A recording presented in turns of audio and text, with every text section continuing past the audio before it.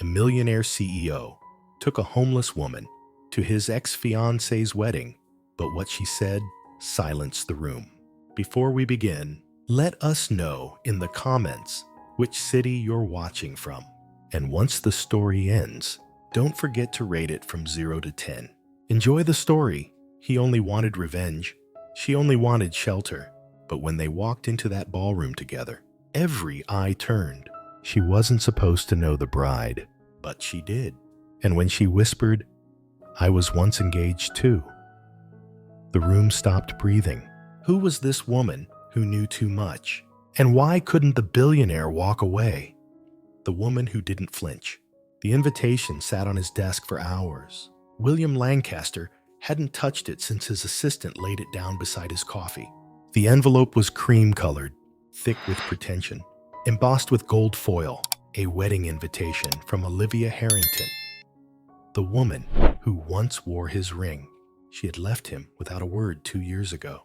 No explanation, no closure, just a note, neatly folded beside an empty dresser drawer.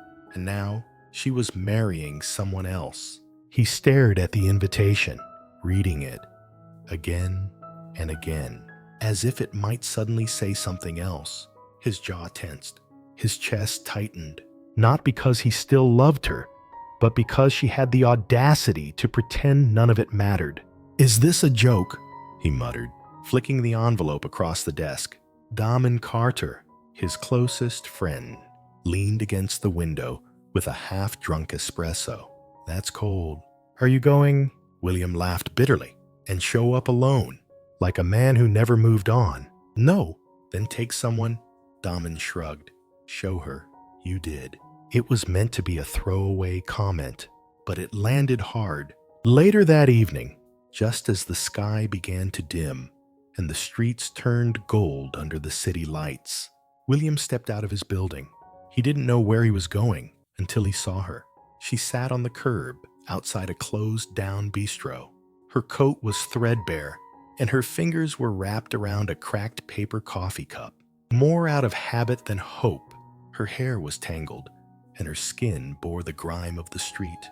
But her posture was straight, unapologetically so, and her eyes, they didn't beg, they dared. He approached her like someone testing the water before diving in. "Need money?" he asked casually. She looked up, not with gratitude, not even with surprise, just a slow, sharp assessment. "What is this? Some kind of experiment?" Her voice was calm, amused. "You ask, I answer. Then you decide whether I'm worthy of your change or not." He blinked. No one spoke to him like that. "I want to hire you," he said simply. "Come to a wedding with me. Dress up. Smile. That's it. I'll pay you enough to change your life." She leaned back slightly, eyebrows raised. "Do you always talk like some dramatic movie hero? Or is that just part of the billionaire charm?" He stayed silent, caught off guard. "Let me guess," she continued. "You need a showpiece, someone to make the bride jealous." He looked at her then, fully. Yes, her smirk deepened. "That's pathetic. But also fascinating." She stood, dusted off her coat, and faced him. They were only inches apart. "I'll go," she said, her voice low, "but not for the money." He tilted his head. "Then why?" She smiled, but it didn't reach her eyes. "Because I want to see how far a man like you is willing to go to prove he's not broken." And just like that, the woman who sat invisible on the street walked beside him into a world he thought he ruled.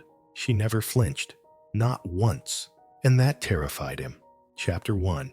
The Decorative Doll. The car was silent as it rolled through the city, its windows tinted enough to keep the curious world outside from seeing the stranger in the passenger seat. Isabella sat with her hands resting in her lap, fingers calloused, nails short and unpolished. She didn't speak, didn't fidget. Her eyes followed the passing skyline with a kind of calm that unsettled William more than he cared to admit. She didn't ask where they were going, didn't ask who he was. He glanced at her, expecting questions. There were none. "You don't want to know where we're headed?" he asked finally, his voice sharper than he intended. She turned to him, lips curved in a faint smirk. "Someplace expensive, I imagine."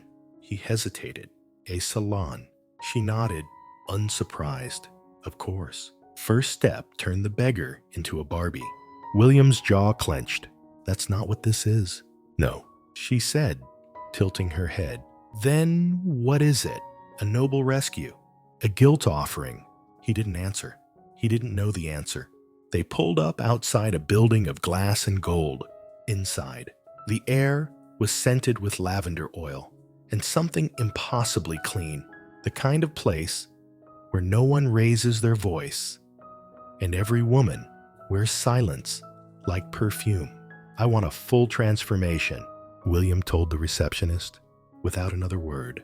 Isabella was swept away by 3 stylists who looked at her with subtle judgment and thin smiles. But she didn't shrink. She sat in the chair like she'd sat on the sidewalk, unapologetic, unmoved. As they untangled her hair, one of them asked softly, "Have you ever had professional styling before?"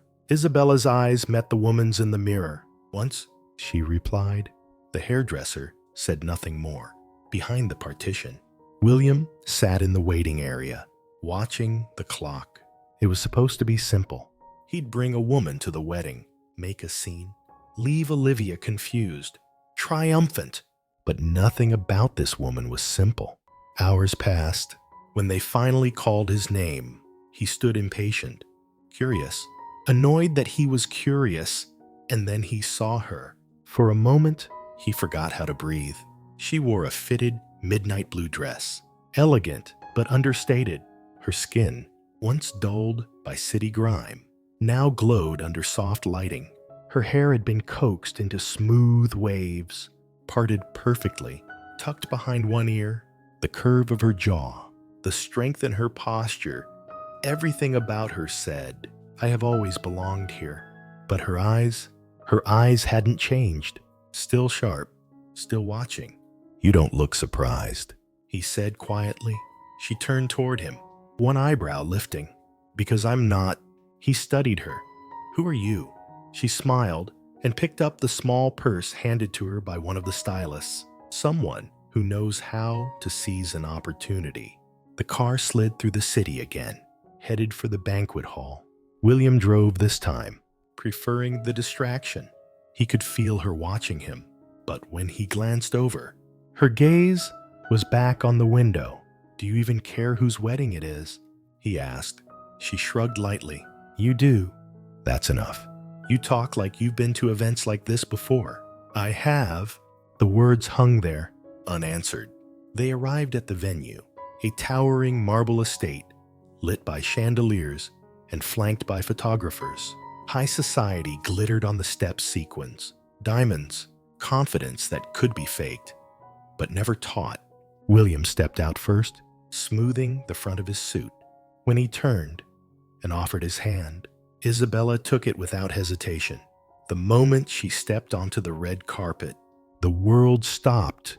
Cameras turned, guests whispered, heads tilted, trying to place the woman beside William Lancaster.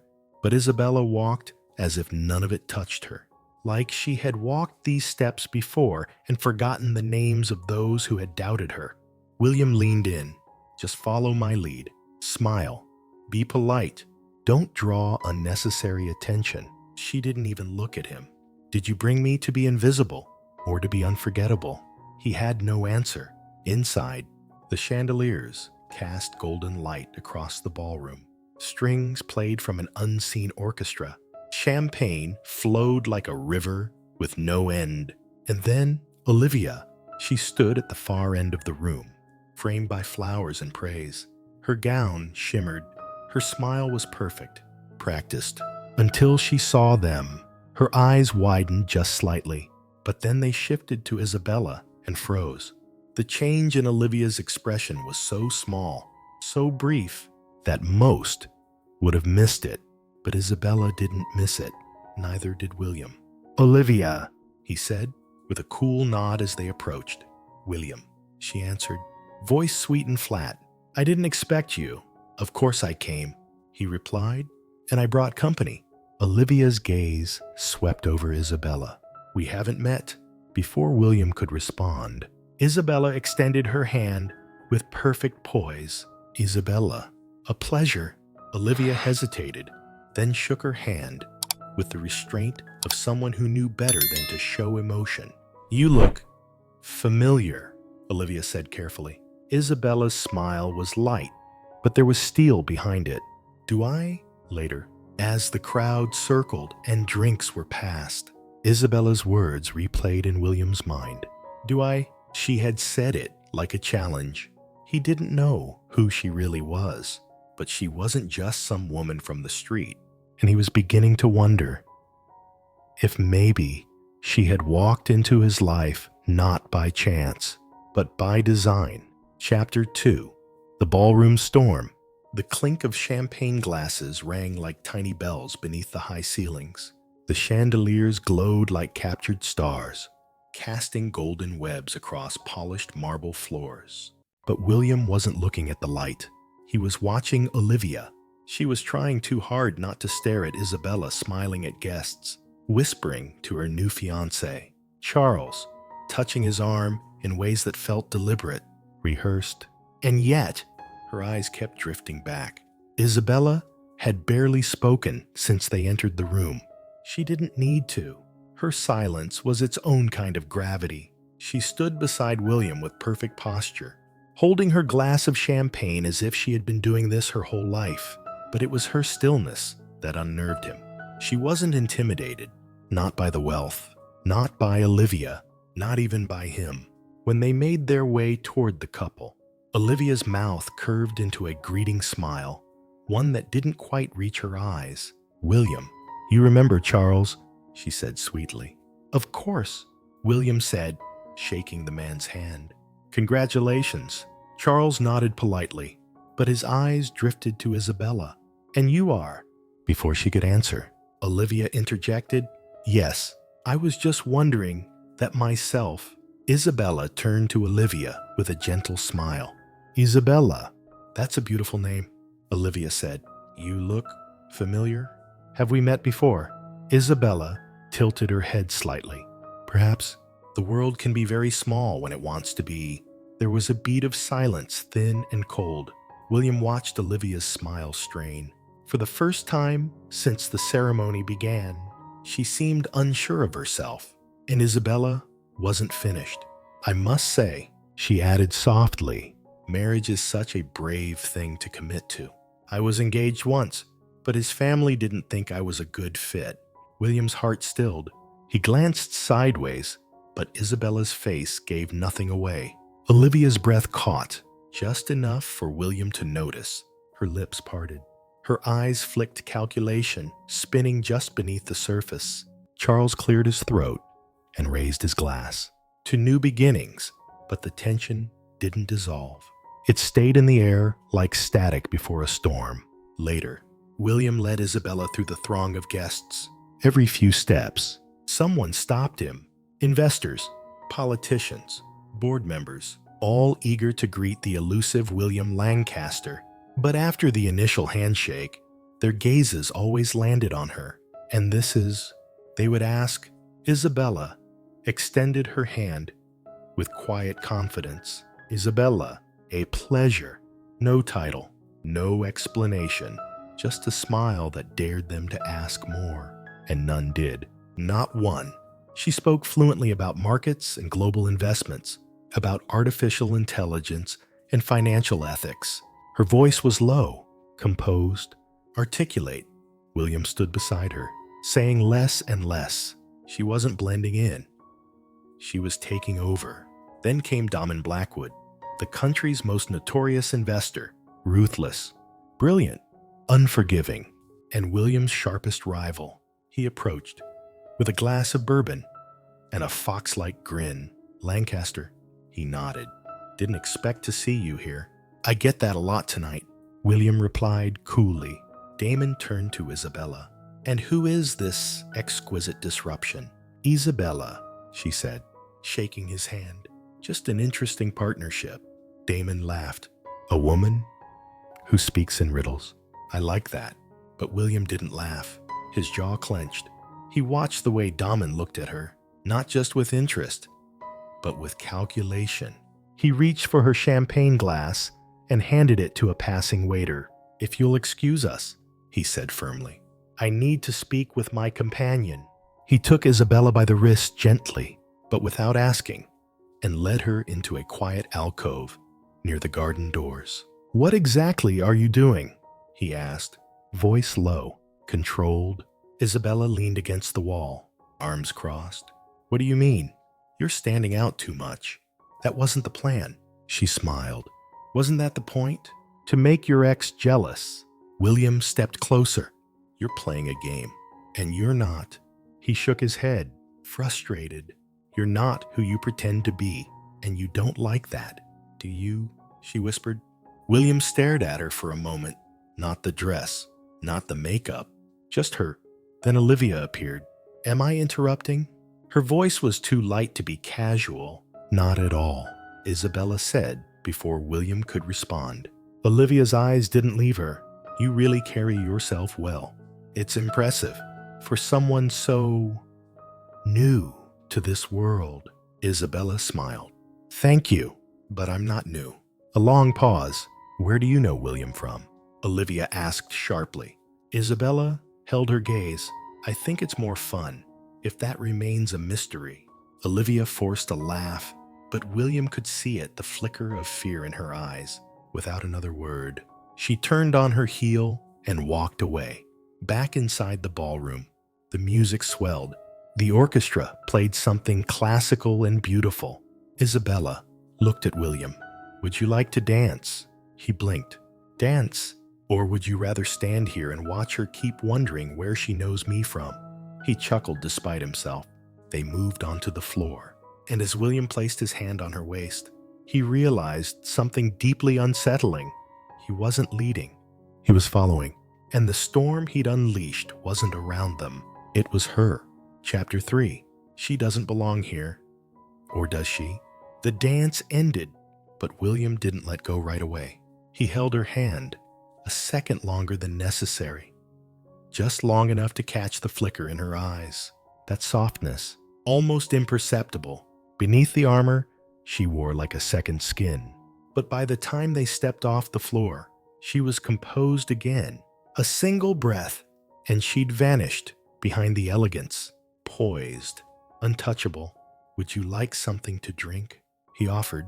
She looked up at him, then toward the bar. Something bitter.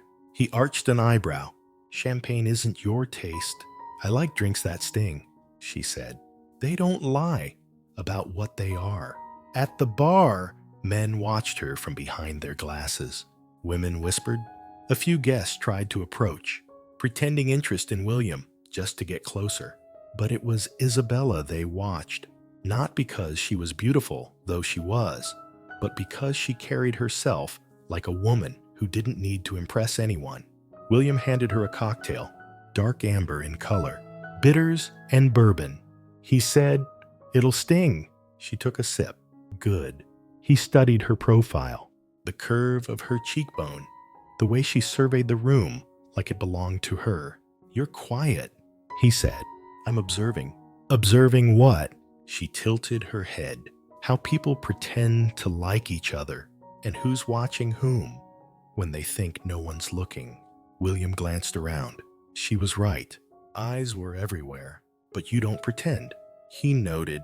No point. Pretending gets you invited in. But truth is what lets you stay. He leaned against the bar. You're not like most women.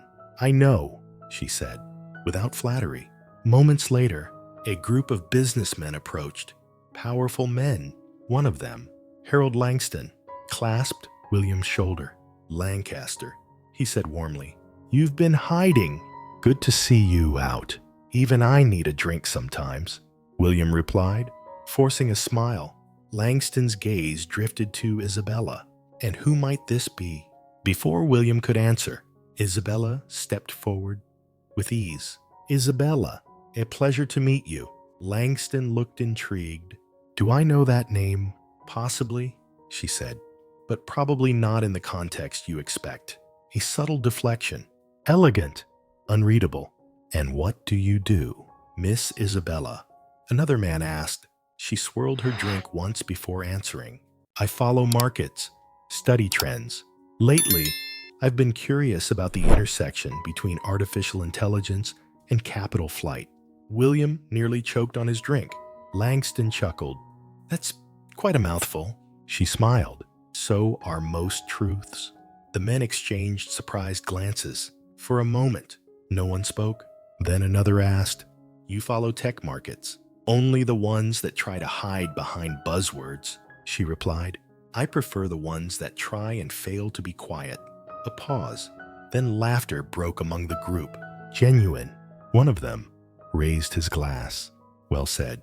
William stared at her. She had said nothing too specific, nothing traceable. But every word was tailored, strategic, controlled. She didn't just know how to speak their language. She knew how to dance in it. After the group moved on, William leaned in close. You knew exactly what they wanted to hear. I knew what they feared hearing, she corrected. Big difference. He searched her face. Where did you learn to talk like that? She looked away, eyes distant. It's easier to fake wealth when you were born with it. He paused. You weren't always. On the street, she finished for him. No, I was someone once. Later, William found himself alone at the balcony, watching the sky darken into navy and silk. Stars blinked above the city, like secrets too shy to speak. He hadn't realized Isabella had joined him until she stood beside him, close but not touching. You regret bringing me? She asked. He didn't answer right away. No, but you're starting to wonder. He met her eyes. You don't belong on the street, and I don't belong here either, she said softly. He frowned. That's not what I meant. Yes, it is, she replied, voice quieter now. You think I'm too polished for the sidewalk, too raw for the ballroom. She stepped closer, and for the first time since he'd met her, she looked vulnerable. I've been both, she whispered, and I belong to neither. He didn't know what to say, so he said nothing. When they returned inside, Olivia was watching them again, but this time, she wasn't alone. A tall man with salt and pepper hair stood beside her, whispering something into her ear. When Olivia saw Isabella, her smile sharpened into something cold. William felt the shift. Something was coming, and it had nothing to do with jealousy anymore. Chapter 4. Who is Isabella Deo? The ballroom had emptied, but William's thoughts hadn't.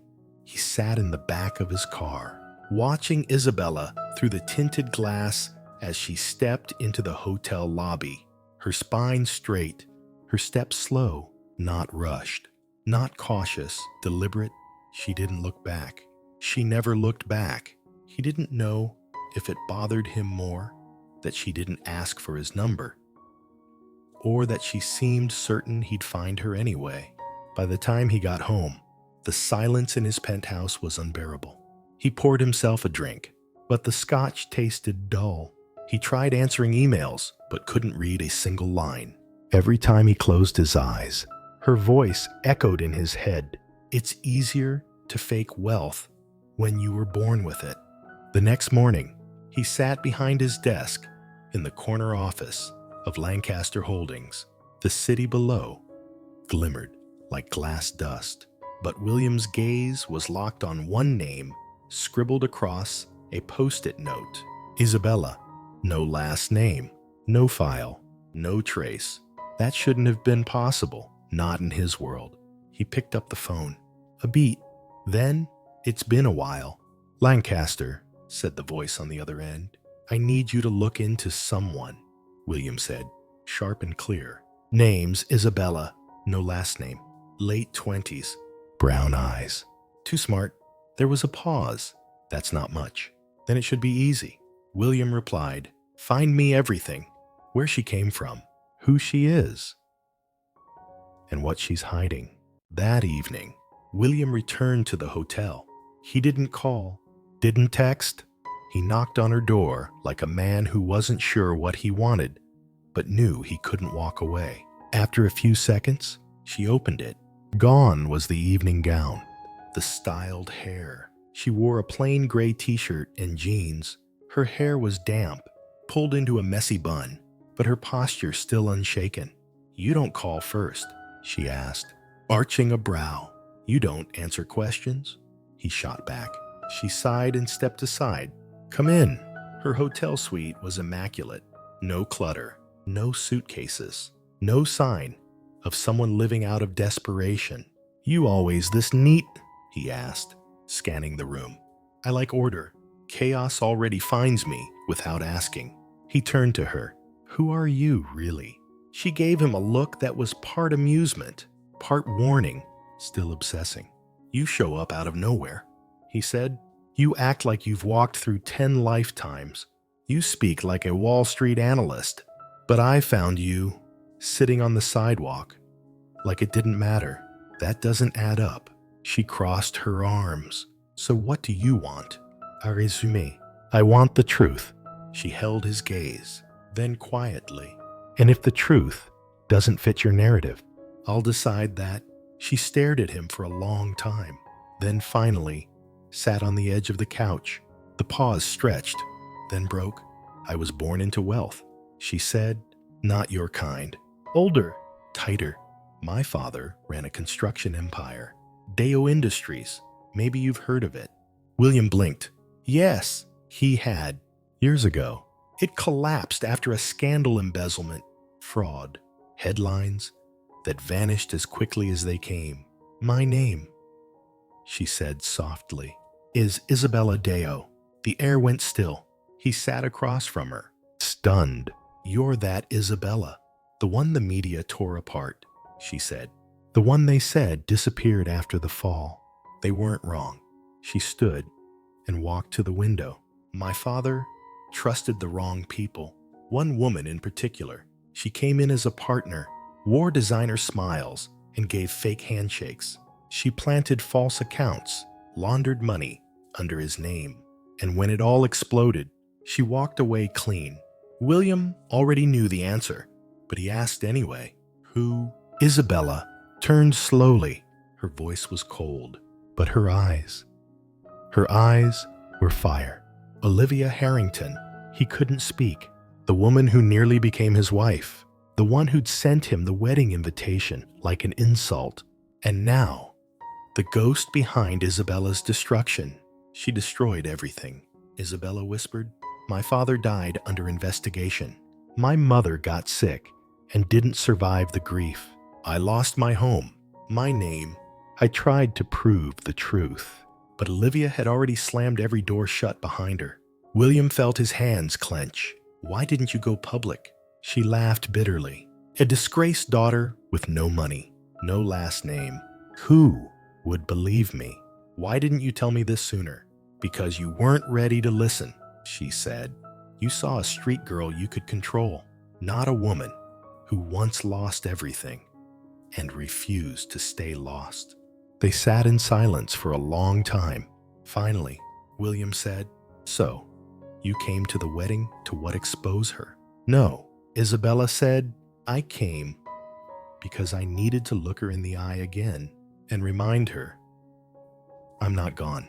He looked at her differently now, not as a mystery or an inconvenience, but as something else entirely. "I can help you," he said. "I don't want a savior.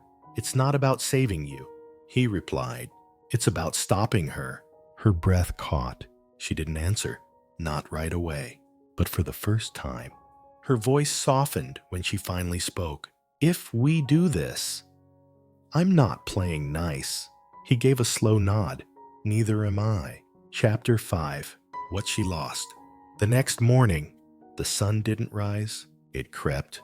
Light seeped through the hotel window like a reluctant apology. Isabella sat curled on the couch, arms wrapped around her knees, forehead resting gently against the glass. She hadn't slept. Across from her, William stood still, his tie loosened, shirt half-buttoned, like he'd forgotten how to finish getting dressed. He'd stayed the night, but not with her. Not like that. He just hadn't wanted to leave her alone. "Did you ever miss Your old life? He asked, breaking the silence. She turned toward him slowly. I miss the parts that weren't real. He said nothing. I miss the house before it was empty. The way my mother used to hum when she made jasmine tea. The way my father laughed when he thought no one was watching. She swallowed. I don't miss the parties. Or the people who left the moment the headlines changed. William sat across from her, leaning forward, elbows on his knees. Tell me what happened.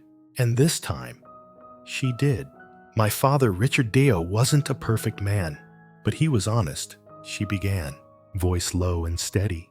He built everything from scratch. Started with a construction crew when he was 19. By the time I was born, he was building cities. We lived in a glass house on a hill, the kind where people come not to see you, but to see if you'll fall. She looked down, and we did. She told him about the woman who walked into her father's office dressed like salvation. Olivia came with a smile and spreadsheets. She called herself a strategic partner. Promised expansion, international reach, media favor. My father believed her. So did I. But she wasn't helping us grow. She was helping herself feed. Isabella's voice didn't tremble, but William could hear the ache beneath each syllable. She forged signatures, shifted assets, used offshore accounts under our company's name. When it collapsed, it looked like my father had orchestrated it all. He lost everything. The business, the employees, his dignity. William watched her closely, and then he died of a heart attack in a government hallway, she said flatly. Alone, waiting to defend himself against crimes he didn't understand. She stood then, walking to the window again, arms wrapped tightly around herself. My mother stopped eating after that, quietly, every day a little less, until one night she didn't wake up. William rose and crossed the room. Isabella didn't look at him. You don't talk about that kind of grief, she whispered. You wear it like a second skin and hope no one touches it. He hesitated, then reached out, brushing his fingers against her arm. She didn't pull away. I tried to fight back, she said. I filed complaints, hired a lawyer with what little money I had left. But Olivia had already built her next empire, and she made sure I disappeared. She bought silence, shut doors, blacklisted me. I was 25 and bankrupt in name, in soul, in trust. She laughed bitterly. Do you know what it's like to walk into a bank and be told you don't exist? William nodded slowly. Actually, yes. Their eyes met, and something shifted. You think I came to that wedding to make a scene, she said, but I came to remind her that ghosts don't stay buried. William stepped closer. You scared her. Isabella's jaw tightened. Good. He looked at her for a long time, searching, not for lies, but for breaks, the places she hid her wounds. Why didn't you tell me this the first night? He asked. She smiled faintly. Because I didn't know if you were another man who wanted a woman who looked nice in a dress, or one who could stand beside a storm. He took a breath, then he reached out and gently cupped her face. I don't want you to be someone else, he said. I just want to know who you are. Every part. Her eyes shimmered. She didn't blink. You say that now, she whispered. But the closer you get to me, the closer you get to Olivia's secrets. William didn't flinch. Good. Later that night, long after he left, Isabella stood alone in the quiet suite. She opened the drawer of the nightstand and pulled out a disposable phone. One message sat on the screen. He started asking questions. Are you ready for what comes next? She stared at it for a long time, then typed back, he already knows my name. And for the first time in a long time, she didn't feel alone. Chapter 6. The One Who Stayed. The city roared outside like it always did, honking taxis, sirens in the distance, 1,000 windows lit up with lives William Lancaster would never live. But tonight, he didn't care about any of them. He was standing in front of a hotel door, heart thudding for reasons he didn't want to name. He knocked once, then twice. No answer. That's when something in his chest twisted.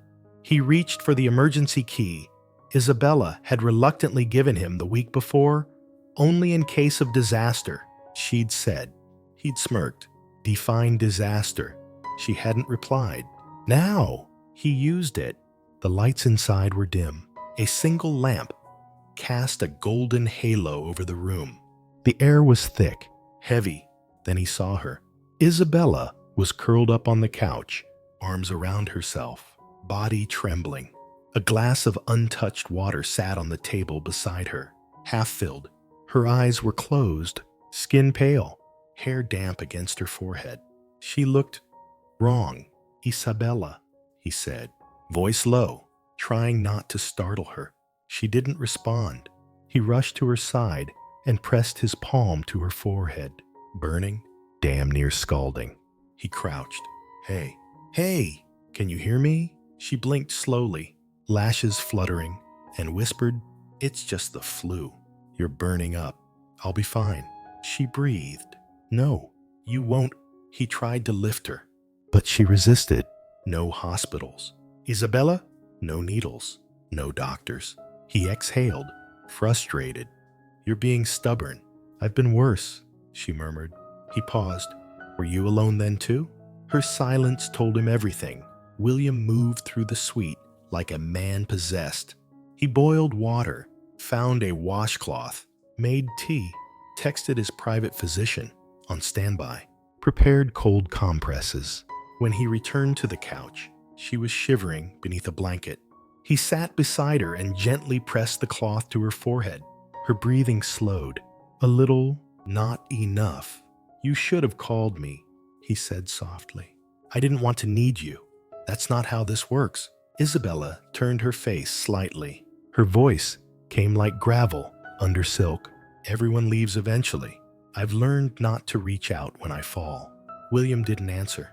Instead, he slid onto the floor beside the couch, sitting cross-legged, head resting near her shoulder.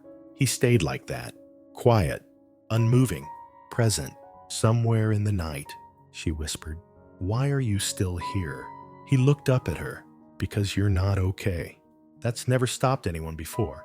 It stops me. She slept. He didn't. He watched her chest rise and fall, watched the fever flush, leave her cheeks little by little. Once, just once, he reached out and brushed a strand of hair from her temple. His fingers trembled when they touched her skin. Not from fear, from something deeper. The next morning, sunlight spilled across the carpet like gold from a cracked jar. Isabella stirred first. When she opened her eyes, William was still there, still on the floor, still watching her. She blinked. You stayed. He gave a tired smile. Yeah. Well, disaster protocol. She sat up slowly, groaning softly. My head's foggy. He held out a glass of water. Drink? Doctor's coming in 30 minutes. I'm not negotiating. She drank in silence, then looked at him again. You didn't have to stay. I know. She tilted her head. But you did. I always do. Her breath caught in her throat. Later, when she had showered and changed into clean clothes, he was still there, pouring tea, his sleeves rolled up. Isabella walked over, barefoot, quieter than usual. You could have gone home. I didn't want to. She stared at him for a long moment. Her voice was quiet when it came. Everyone else left? He didn't ask who. She didn't need to say it. I know, he said gently, but I'm not them. They didn't kiss. They didn't touch. But as the morning sun warmed the space between them, something unspoken passed across the room. A promise made without words. Outside the suite, William's phone buzzed. A message from his investigator. We found her full name. Isabella Deo, daughter of Richard Deo. Olivia Harrington was involved in the scandal. We have proof. William stared at the screen. He closed his eyes, then looked back toward the woman curled on the couch behind him. And this time, he didn't wonder why he stayed. He knew. Chapter 7. The Woman Who Sees Me. The car moved slowly, winding its way north through quiet stretches of road where the city gave up and the trees took over. Isabella sat in the passenger seat, wearing a soft sweater William had given her. It smelled faintly of hemp cedar and something clean, unfamiliar, expensive. She hadn't asked where they were going, and he hadn't offered. But her silence wasn't wary this time. It was willing. They passed old gas stations, shuttered diners, the kind of small towns that looked like they were holding their breath. Finally, the road curved toward a long driveway flanked by overgrown hedges and a mailbox rusted by time. William slowed the car and turned in. Ahead stood a white farmhouse, weathered, faded. The porch was sagging slightly, the shutters crooked, but it had a kind of quiet dignity to it, like it had stood through storms without asking anyone's permission. "This was mine," he said. Isabella turned to him. "My mother's. Really? She raised me here. Before the suits, before the skyscrapers, before I became someone people followed." He parked. The engine clicked into silence. He didn't move. Neither did she. When they stepped onto the porch, William ran his hand across the rail.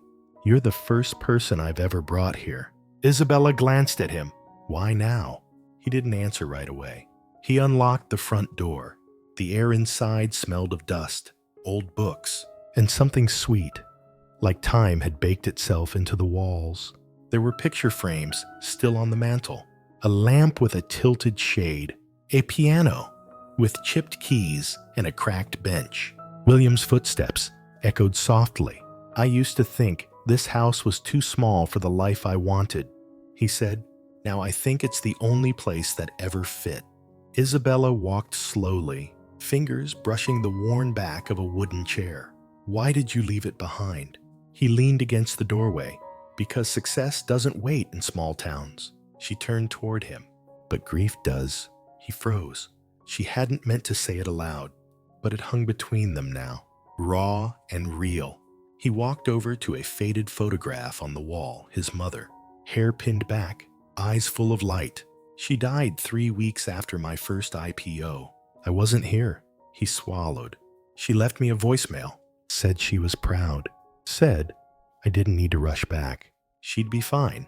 His voice cracked. "She wasn't." Isabella said nothing, just stepped closer. He looked at her then, and for the first time, his eyes were soft, not with power, but with pain.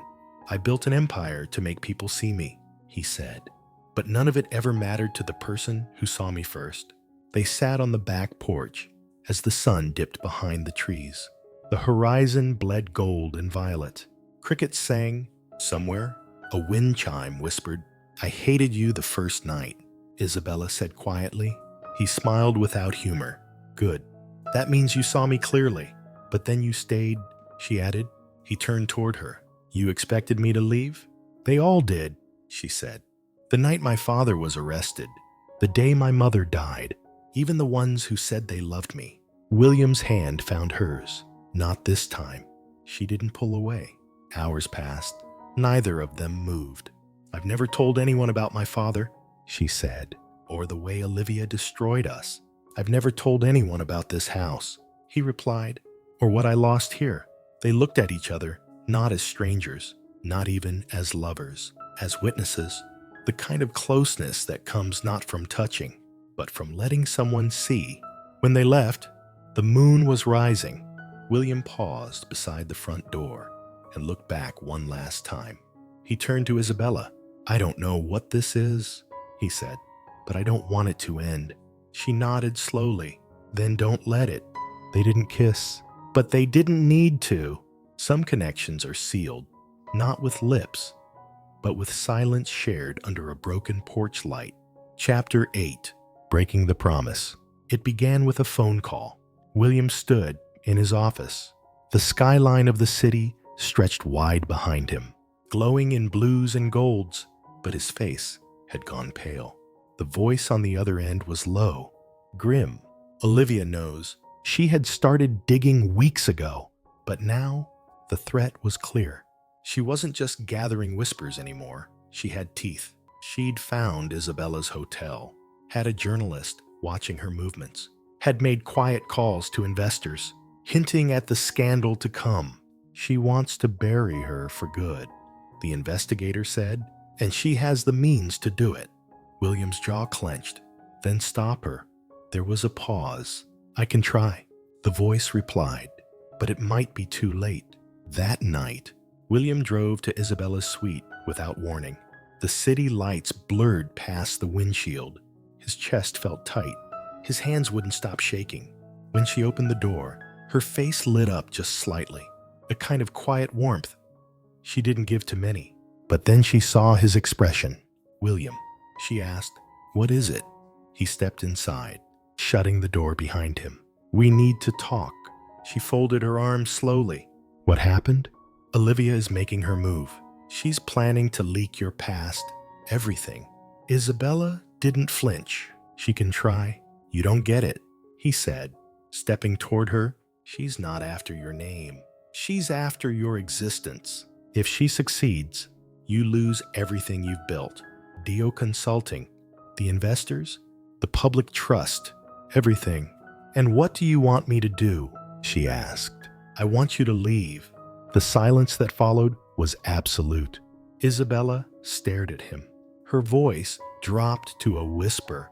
You want me to... What? Just for now, he said quickly. Disappear. Let me handle her. Let me take the fall. I can distract the press, shift the narrative. You want me to hide. I want you safe. Her hands dropped to her sides. I trusted you, she said. You told me I didn't have to do this alone. I meant it. No, she said. Cutting him off. You meant it until it became inconvenient, until it got messy. He stepped forward again, voice breaking. I'm trying to protect you.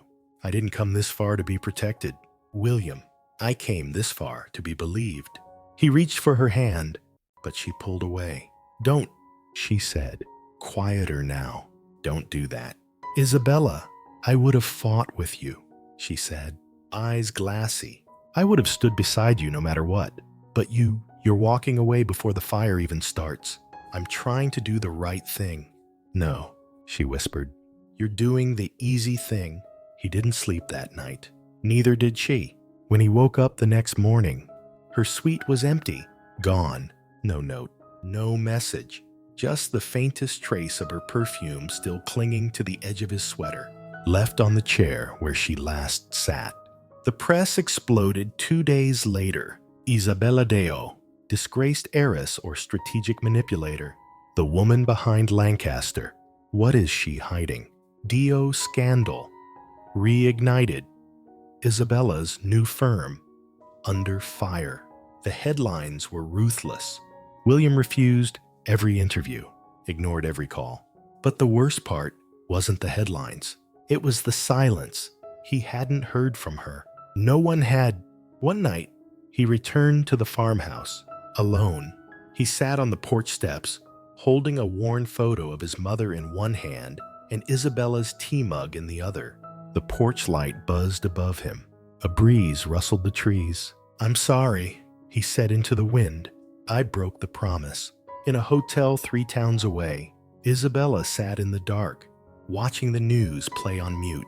Her company's name flashed across the screen. She turned it off. She reached into her bag and pulled out the envelope William had once handed her a business proposal.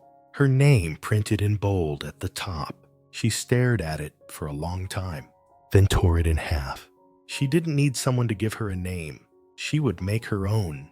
But even as she tossed the pieces into the trash, she pressed her hand against her heart because something still ached. The part that believed maybe this time would be different. Chapter 9. The letter he never sent. Rain tapped softly against the windows like an apology the sky didn't know how to offer. Isabella stood in the doorway of her new office, staring out at the empty lobby. The echo of Deo Consulting's name still felt strange against the polished glass. It should have felt like victory. But victories won in silence never quite bloom. The fallout had been brutal. Investors walked, deals dissolved. Reporters camped outside for weeks, hungry for the face behind the scandal. But she didn't hide. She spoke once, calmly, firmly, then never again. Let them wonder. Let them fear what she might say next. It had been 3 weeks since she last saw William. 3 weeks since he told her to disappear. 3 weeks since she did. She hadn't spoken his name since. But every time she walked past the chair where he used to leave her coffee, her chest tightened. That afternoon, a package arrived. No return label, no note, just a slim black envelope inside. At first, she didn't open it. She sat with it for an hour. Then finally, carefully, she tore the edge and slid the contents out. There was a single piece of stationery, his handwriting, unsent, unfinished. Isabella, I don't know how to protect you without losing you, and I don't know how to keep you without putting you in danger. You were never the plan, but you've ruined everyone I had after meeting you. When you walked into that ballroom beside me, I thought I was in control. By the end of the night, I knew I'd never be again. You scare me because you're the first person who's ever looked at me and not wanted anything except the truth. You asked me once why I stayed. The truth is, I've never left. Not really. Not since the moment you said my name. Like it didn't come with a price. Oh, William. Isabella didn't cry. Not right away. She reread it twice, folded it gently, and slid it into the pocket of her coat. That night, she walked down to the riverbank, the one place in the city where no one followed her, where the water carried silence like a second language. She pulled the letter from her coat and stared at the ink. The wind tugged at her hair. She could have thrown it into the river. She could have walked away. Instead, she whispered into the dark, just loud enough for the sky to hear. I was never trying to be saved. Then softer. I just wanted someone to stay, far across the city, in an apartment filled with unopened mail and untouched scotch. William stood by the window, the light from the skyline cutting across his face. He reached into his drawer. The copy of the letter still sat there, unfolded. He hadn't meant to send it, never did. But some part of him had hoped that maybe she'd find it anyway. Isabella didn't return to him the next day, or the day after, but she wore his letter like a shield beneath her coat, and he carried her name like a wound he wasn't trying to heal. Sometimes, love doesn't bloom in grand gestures. Sometimes, it's the letter they never meant you to read. That says everything. Here's the final chapter, Chapter 10, The Wedding in the Wind. The redemption, the reunion, the quiet healing. A man returns, changed. A woman stands whole. And love no longer needs to ask permission to stay. Chapter 10, The Wedding in the Wind. The invitation came on a Thursday. It wasn't embossed in gold or handwritten in calligraphy, just white cardstock. Simple, honest. You are invited to the soft reopening of Deo Consulting. Saturday, 3 p.m. Garden rooftop. Come only if you believe in beginnings. No RSVP, no logo, no promise. Just a name at the bottom. Isabella Deo. William stared at it for a long time, the paper trembling slightly in his hands. He hadn't seen her since the night he'd told her to disappear. Hadn't heard her voice since he broke the one promise he never meant to. But the letter she wasn't meant to find, she had. And now this, an open door. Maybe the last one. It rained the morning of the event, soft, cleansing. By noon, the clouds broke, and the sky turned that rare kind of blue that only shows up after long silences. William arrived late. He wore no tie, no entourage, just a gray suit, and something in his chest he hadn't felt in years. Hope. When he stepped onto the rooftop, music played low in the background. Strings, acoustic, gentle. Guests milled around in quiet conversation, but all eyes turned when they saw him. He didn't notice. He was already looking at her. Isabella stood by the railing, the wind catching the hem of her ivory blouse. Her hair was loose, soft around her shoulders. No makeup, no shield, just her, the woman who had nothing and built everything again. She turned, as if she already knew he was there. No smile, just a breath. And then, "Hi," she said. William walked slowly toward her. "Hi." They stood a few feet apart, the wind dancing between them, like it remembered the nights they almost touched and didn't. "I didn't think you'd come," she said. "I wasn't sure I was allowed." "You never needed permission," she whispered. There was a long silence, the kind that doesn't need to be filled. Then he reached into his pocket and pulled out something small, a velvet box. Isabella's breath caught. "Don't," she said, barely audible. "Not unless you mean it." He opened it slowly. Inside, a ring, not ornate, not flashy. A simple gold band with her initials engraved inside. I.D. "I didn't come to win you back," he said. "I came to stand beside you. If you still want me there." She looked at the ring, then up at him. "You broke the promise," she said. "I know, and I broke too." "I know that too." A pause. Then he added, "But maybe broken things can still belong." Tears stung her eyes, not from pain this time, from release. "I'm not the same woman anymore," she whispered. "Good," he said, stepping closer, "because I'm not the same man." And with that, she held out her hand. He slid the ring onto her finger. No altar, no priest, no witnesses, but the sky and the wind. Still, it felt holy. Still, it felt like vows. They stayed on the rooftop. As the crowd drifted away, she leaned into his shoulder, head resting gently against his chest. "Did you ever imagine this?" she asked. "A poor girl with fire in her chest," he murmured. "A man too rich to feel anything. And a wedding with no aisle." He smiled. "No, I didn't imagine this." She closed her eyes. "But I hoped." That night, there was no ceremony, no white dress, just laughter, wine, the scent of lavender and sun-warmed stone. And when the music played again, just once, William took her hand, and they danced beneath the open sky. No one watched, but everything witnessed. She was always more than just a decorative doll. Some stories don't start with love. They start with ruin, with a man too guarded to feel anything, and a woman too broken to ask for anything. But somehow, she saw through the walls he built, and he stayed when she didn't know how to let anyone in. It was never about the ballroom, or the headlines, or revenge. It was about a girl who once slept in silence and woke up building an empire from the ashes of her name. It was about a man who thought he'd loved before and realized love is quieter than he expected, softer, stronger. It looks like a fevered night spent by someone's side, a letter you never meant to send, a hand held in the wind on a rooftop. No one will remember but you. They didn't fall in love all at once, but in the moments when it would have been easier to walk away, they didn't. And maybe that's what love really is. Not who you meet in the ballroom, but who stays when the music stops